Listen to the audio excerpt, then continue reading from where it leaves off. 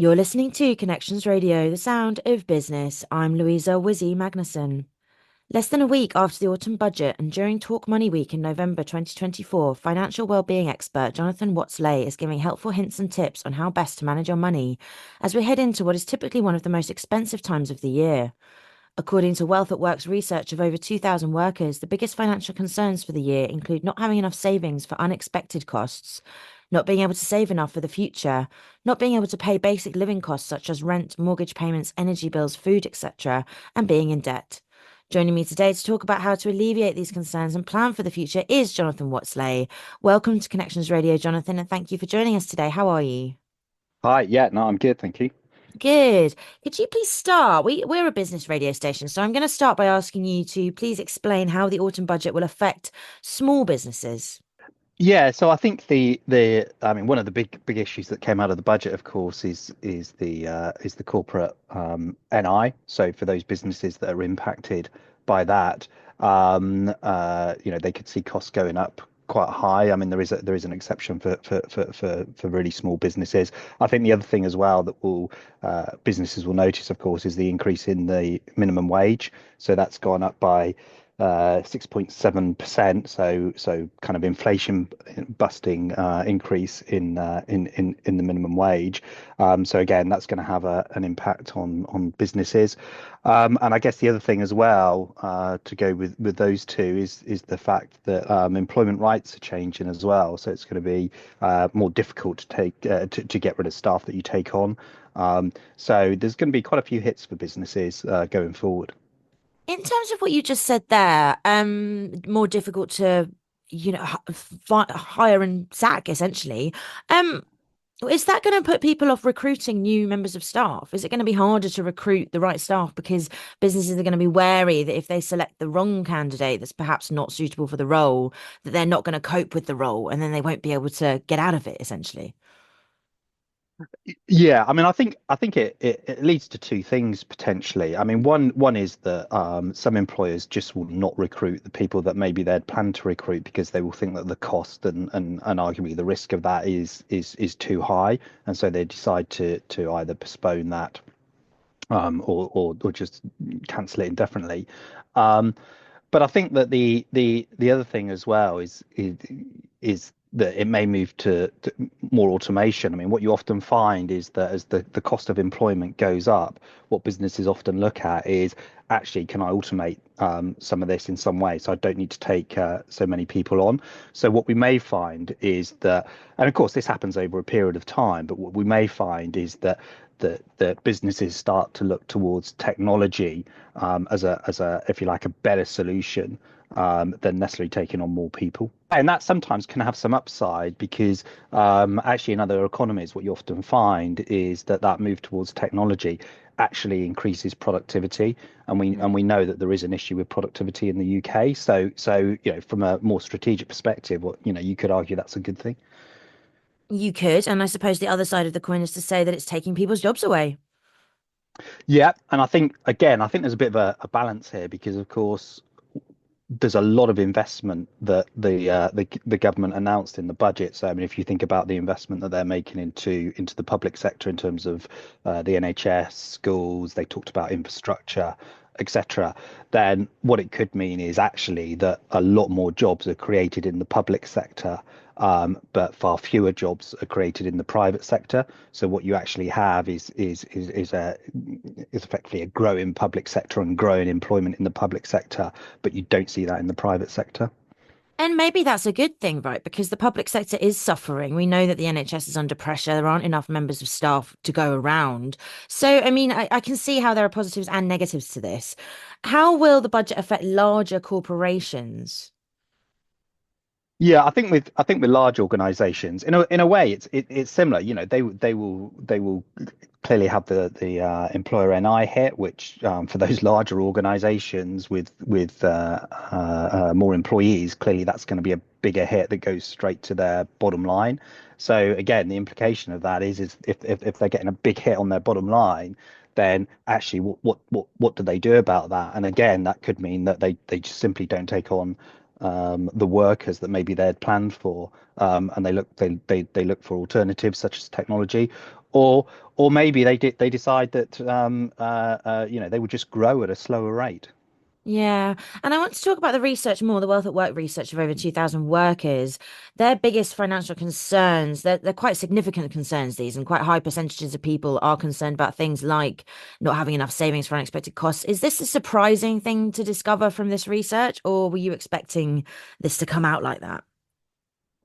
Um, no, it's not surprising, really. I mean, I think ever since COVID, a lot of people have been struggling financially. So, and we know that people haven't been able to save basically because of the cost of living crisis that we've been through, and people are still living through that to a degree because even though wage inflation has moved above CPI, so theoretically people are now becoming a little bit better off.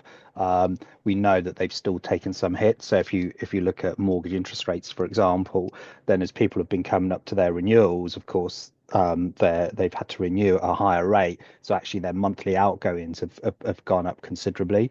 So even though we've seen interest rates starting to fall now, and in fact, there's going to be another interest rate decision on Thursday, and I think most people think that there will be another reduction.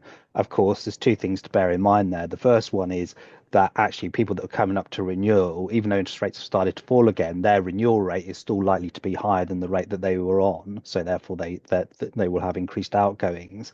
And the second thing is that there's a view now that actually maybe the interest rate reductions will be at a much slower rate as we look forward than had originally been thought, and the primary reason for that is because of the budget and the view that with a lot of public sector investment, actually inflation could be under threat, and therefore interest rates may stay higher a bit longer than was originally thought.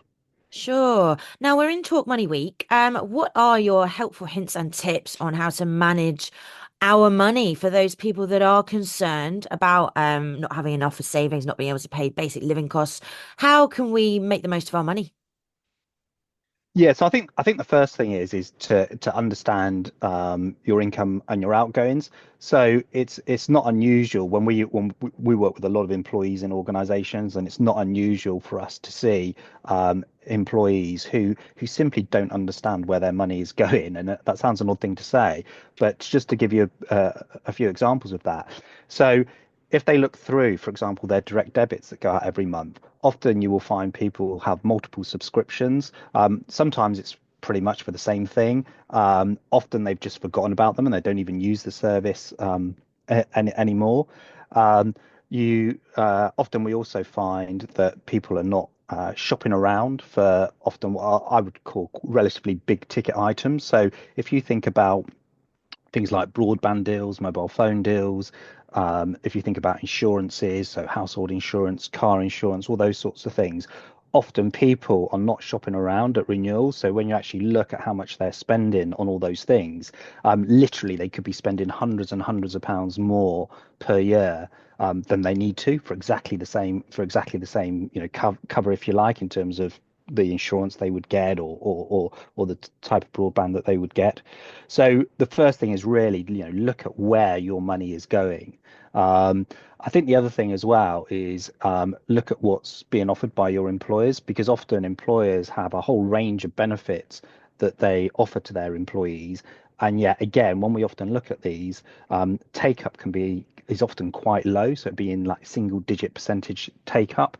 And that can range from anything from, preferential loans, for example, if somebody needs to take a loan for something, an emergency or something, but can also be on things like the weekly shop. So many of them will have discounts with some of the big grocery stores, so you can get 5% or whatever it might be off your weekly shop, and yet people still do not take advantage of that. So those are some of the things that I would suggest people look at. I think those are very good tips. I think it's interesting you talk about the subscriptions type thing. You're talking about sort of small payments essentially, aren't you? Like micro payments, 7.99 here, 11.99 there for Spotify and Yeah. things like this. And I think you're right that these things can just build up because you subscribe to something, you want this particular news outlet or something like that. And then I think sometimes years go by and you don't realize those small payments are still going out.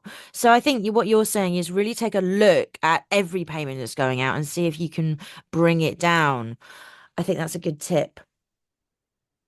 Yeah, and I think the other thing about it is that if you can, if you through some of these ideas, let's say you can save, I don't know, £50 a month, when you include your insurances and all the rest of it. Let's say you could save £50 a month.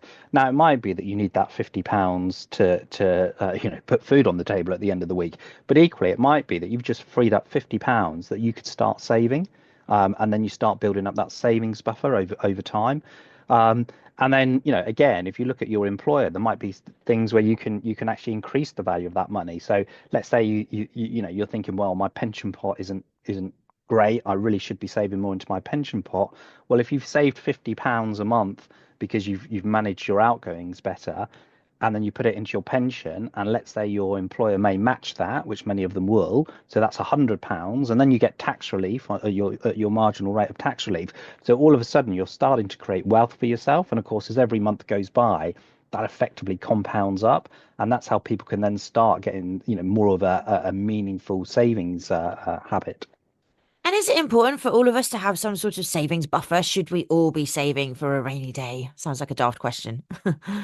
Yeah, I mean, we should, and a lot of people don't do it. A lot of people find it hard to do it, but we definitely we should because so this sort of classic kind of situation where if we don't, then often we can find ourselves getting into debt, and then that potentially can spiral out of control. So just as an example, my car breaks down, I can't get to work. My car's broken down. Well, if I can't get to work, then maybe that means I can't earn anything. So therefore, I do need to fix the car. Well, if I had a buffer, maybe I could use that buffer to fix the car, get to work, and earn a living. Whereas if my only option really is actually I'm now going to have to go and take some debt out in order to fix the car, in order to get to work, then all of a sudden I've made my financial situation worse. So it's that type of thing that people need to think through. It is that sort of classic, just a bit of money to fix the car, fix the boiler, all those essential things that Yeah. sometimes just go wrong.